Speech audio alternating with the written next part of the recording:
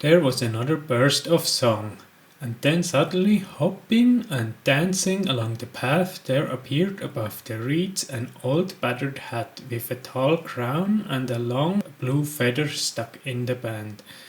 With another hop and a bound there came into view a man, or so it seemed. At any rate, he was too large and heavy for a hobbit, if not quite tall enough for one of the big people, though he made noise enough for one, stumping along with great yellow boots on his thick legs, and charging through the grass and rushes like a cow going down to drink. He had a blue coat and a long brown beard. His eyes were blue and bright, and his face was red as a ripe apple, but creased into 100 wrinkles of laughter. In his hand he carried on a large leaf as on a tray a small pile of white water lilies. This is when Tom Bombadil makes his first entry. Some people love this strange guy and some people hate him. Why does he sing his songs? Why does he have power over the ring but doesn't destroy the ring? Some people give elaborate answers to those questions and others think that Tolkien just messed up with that character and leaving him out would have been the better choice. But one thing most agree on, he doesn't really fit into the story and he doesn't really fit into the world. So who is he? The Lord of the Rings provides some information and other writings of Tolkien provide even more. But who Tom is never gets cleared up.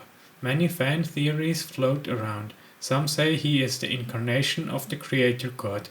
Others say he is one of the Maiars, and even others say that he is just a filler character who Tolkien forgot to edit out. I'm not a Tolkien expert, so I don't know who he is, and I don't even know if we should ask us those questions.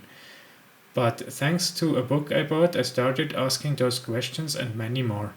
That book is called In the House of Tom Bombadil and it is written by C.R. Wiley.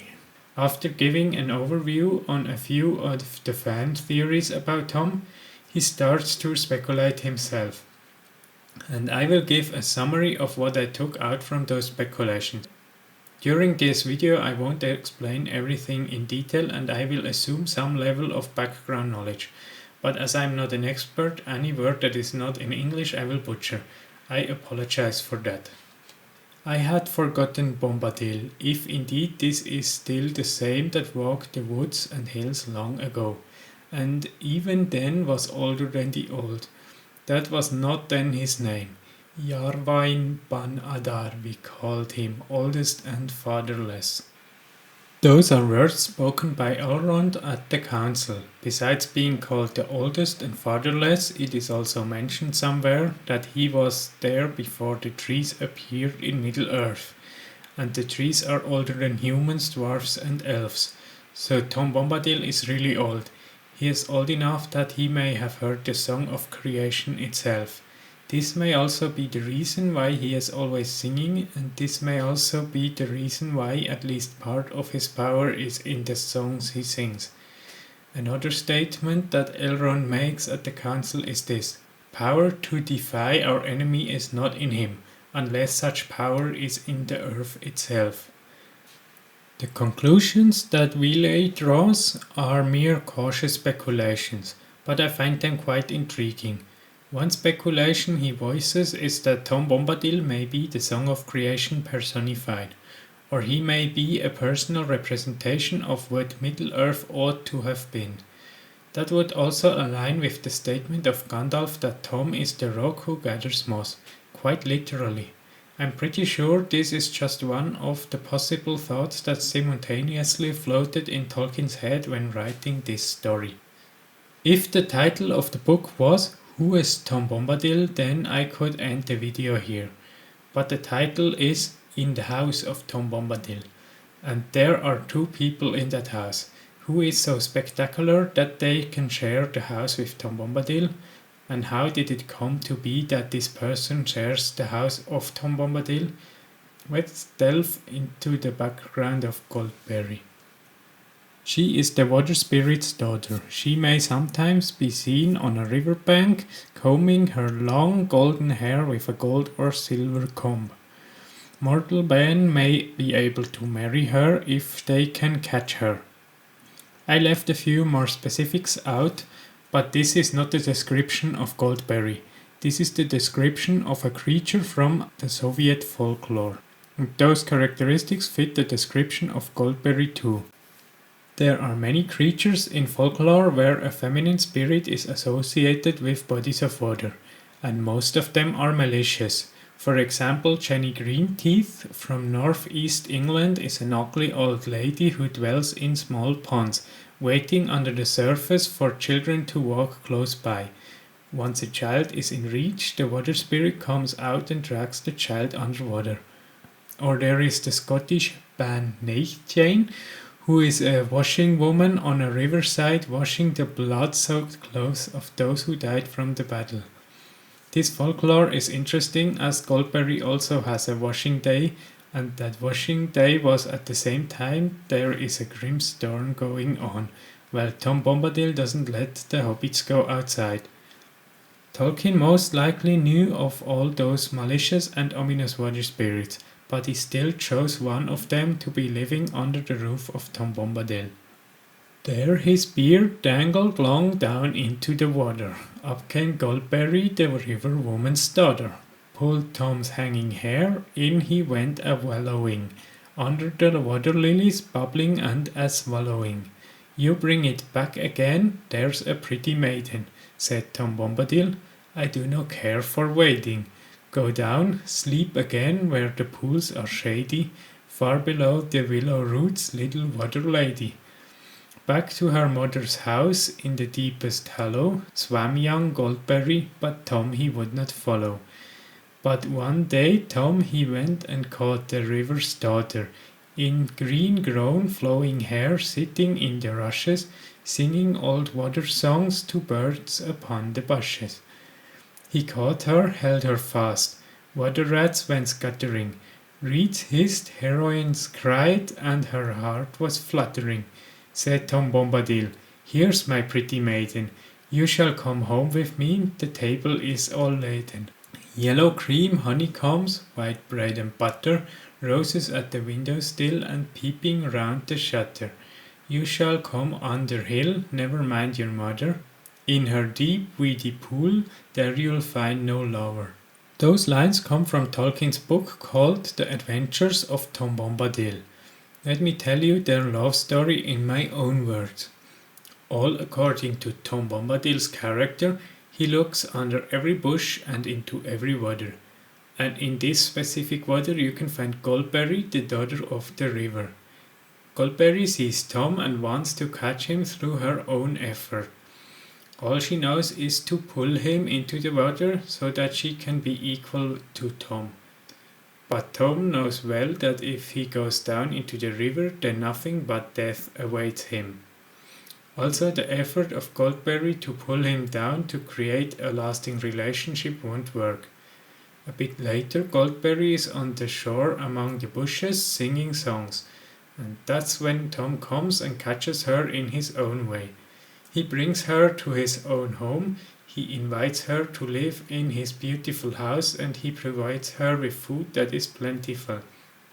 Tom not only gives Goldberry gifts, he treats her with respect and love. Tom also uplifts Goldberry so that she can live out her calling to the fullest. That is what we can see on the washing day that is mentioned in The Lord of the Rings. Wiley draws an interesting conclusion from the love story in the book. It's important to say up front that what I have to say may not have been Tolkien's intent when he created Goldberry, but whether it was or not, Tolkien seemed to have redeemed a water fae, and I suppose that means Tom did too. Think about it this way, Goldberry is the river woman's daughter, and Tom caught her and brought her home. Goldberry has been domesticated. What we consider the natural world, without some redeeming framework to appraise it, its ambiguity both attracts and horrifies us. On a summer day, from the safe remove of my porch, I look across a road to the field beside my house, and I'm delighted. The calls of the birds, the light breeze that makes leaf flit and flash, the birches that bend gracefully against a white-laced sky in the distance, these things please me. Yet in the small pond in the middle of that field, in its muddy depth, there are creatures swallowing each other whole, and a small child wandering that field alone could fall in. So whenever we look outdoor, we see beauty and death in the same face called nature. Can the same be said for Goldberry? One of my daughter-in-law, puzzling aloud about Goldberry, asked me, "What is Goldberry good for? Is she some sort of trophy wife?" As I've thought about it, my qualified answer is yes, but perhaps she's a dangerous one. Is there anything intrinsically valuable when it comes to folklore surrounding water spirits? Is there something worth redeeming? I think so, and I think that Tolkien and his friend C.S. Lewis were particularly gifted at finding value in pagan stories. This is what I believe we can see in Goldberry. There's no doubt that Tolkien was fully aware of the danger and even the malice in the folklore of water spirits. Whether or not Tolkien intentionally set out to convert a Jenny Greenteeth, who can say? But it doesn't really matter. Anyone who has ever written fiction in an honest way knows that it is a process of discovery, like journalism in a foreign land. And I suspect that in Tolkien's literary hands he had a feel for what could be put to use, even when it comes to a water fae. Perhaps then it isn't so much that Goldberry has been domesticated, as instead some latent good has been brought to the surface, like a recessive gene that is revealed in the red-headed child. So has Tom redeemed the water spirit? I can't say. All I can say is he's brought one home, and they seem happy enough. But I suspect that this is what Goldberry has always hoped for anyways. Perhaps that's the best description of redemption, the fulfillment of a longing long suppressed. If that's so, then Tom truly is a master. When reading all of this, I found it fascinating, but that is only half the story, at least half the story of what I want to share from the book. Now we know about who Tom Bombadil is, and we also know who Goldberry is, and how they got to know each other is something we also learned. But we still don't know really what it means to be in the House of Tom Bombadil, and who knows more about it than the woman who has the honor of living under his roof.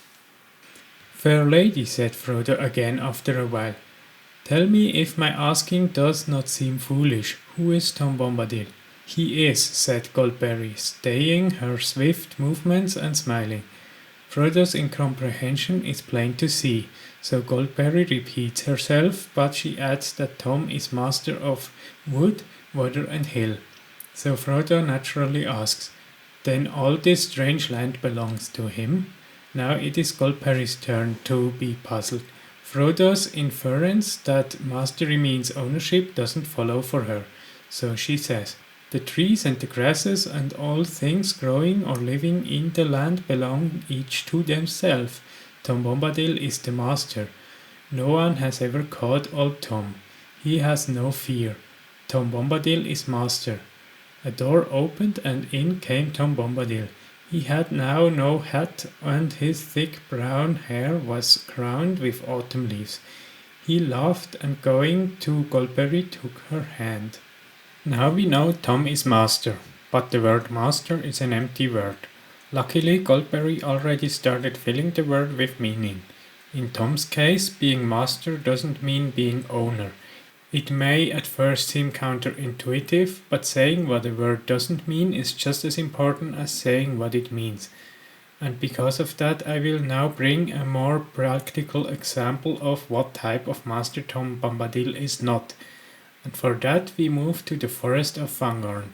In there, Treebeard says the following about Saruman. "But Saruman now. I wonder now if even then Saruman was not turning to evil ways. But at any rate, he used to give no troubles to his neighbors. I used to talk to him. There was a time when he was always walking about my woods.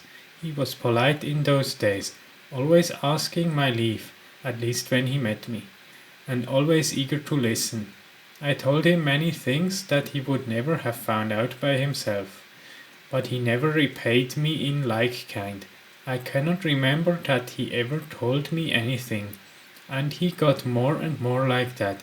His face, as I remember it, I have not seen it for many days, became like windows in a stone wall. Windows with shutters inside. I think that I now understand what he is up to. He is plotting to become a power. He has a mind of metal and wheels, and he does not care for growing things, except as far as they serve him for the moment. This summary does not seem too bad. Saruman doesn't have a green thumb and he is a good listener. But Tolkien describes here a different mindset, not just preferences and character traits. The following quote from C.S. Lewis gives a bit more insight into what Tolkien is alluding to.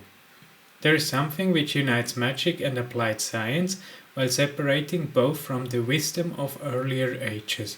For the wise men of old, the cardinal problem had been how to conform the soul to reality, and the solution had been knowledge, self-discipline, and virtue. For magic and applied science alike, the problem is how to subdue reality to the wishes of man.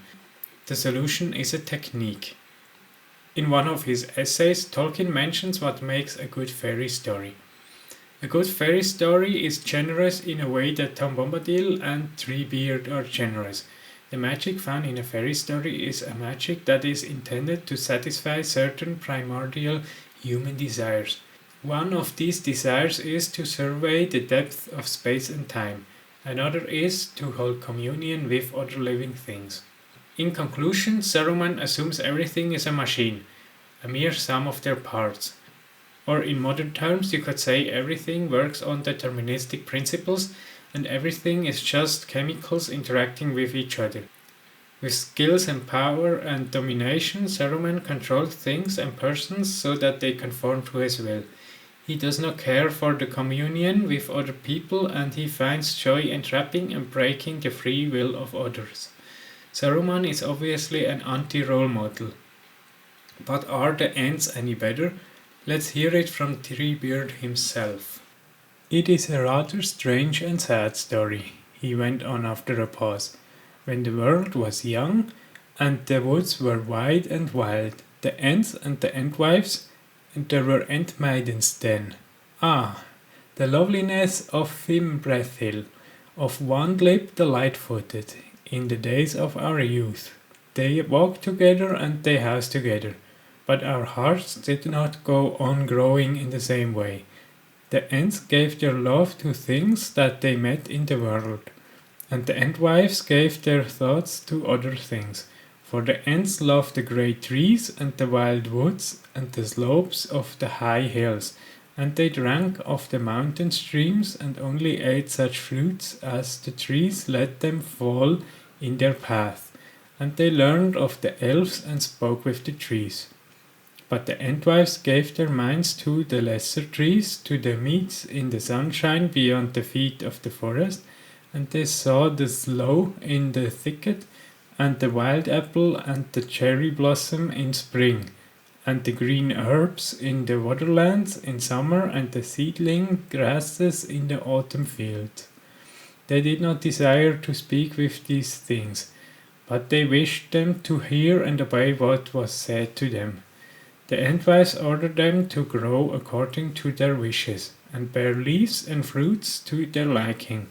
For the Entwives desired order and plenty, and peace, by which they meant that things should remain where they had set them. So the Entwives made gardens to live in. But we Ents went on wandering, and we only came to the gardens now and again. The Ents clearly represent two ways of interacting with nature. One likes to see it and touched, while the other likes to have it cultivated. Both can be found with humans, although not in such a dualistic manner. In the case of the Ents, the men and the women each fully pursued their own way and completely neglected to work together to create something even better.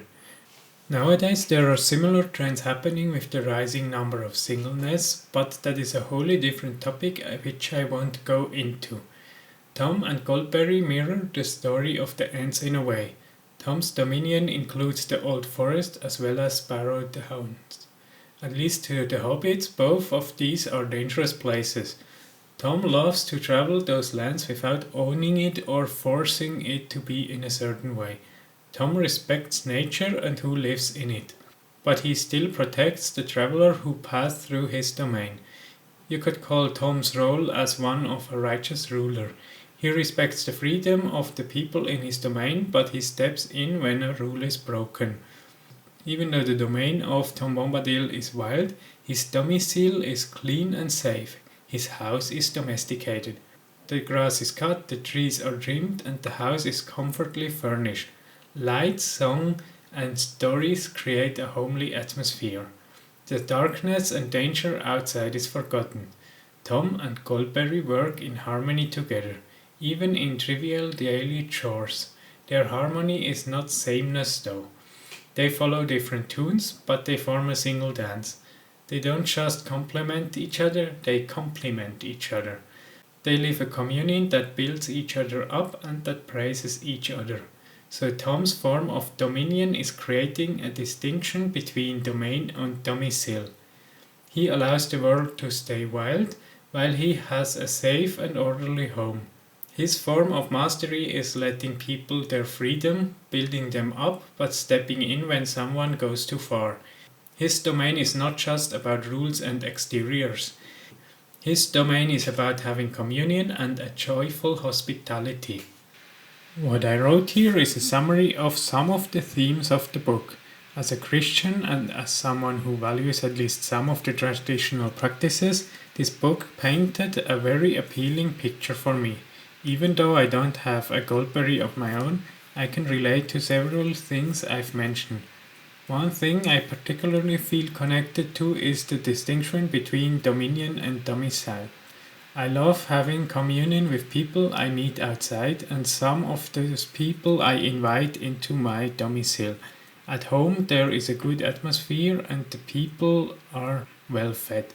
Another thing I can relate to is that I don't feel the need to dominate other people.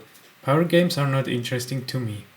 For some reason that made it so that people who enjoy power games don't have power over me. It's as if I'm invisible to them. Or in the terms of Tom Bombadil, I can take their ring without being affected by their manipulative power. Of course, I'm still somewhat affected, unlike Tom Bombadil who is completely free of it. But I have no person in my life who creates drama, and the manipulators and bullies who were in my life never really tried for long to play their games with me. This book also cautions me with the story of the ants. One of the most common date advice people like to give is be yourself. But if you follow your own path for too much, then that may come at the cost of finding a person who you can share your life with. Many people like to put fancy doormats at the entrance of their house. In certain cultures, the door is considered a sacred space that keeps evil spirits out.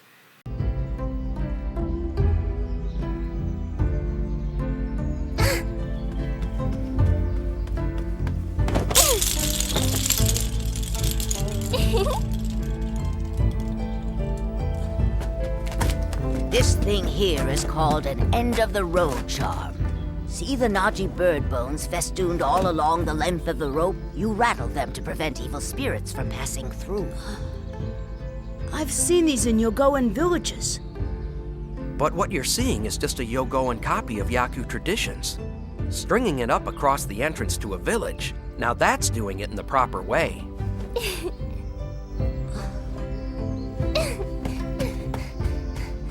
Let's go. Looks like Tomi Village is just over that hill there.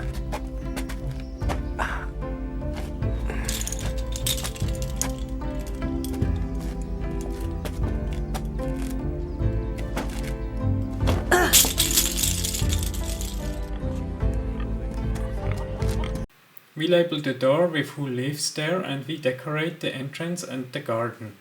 No matter if there is a spiritual influence or not, the door is the first impression of someone's house. When I first read the book, I was fascinated with the picture that Wiley painted.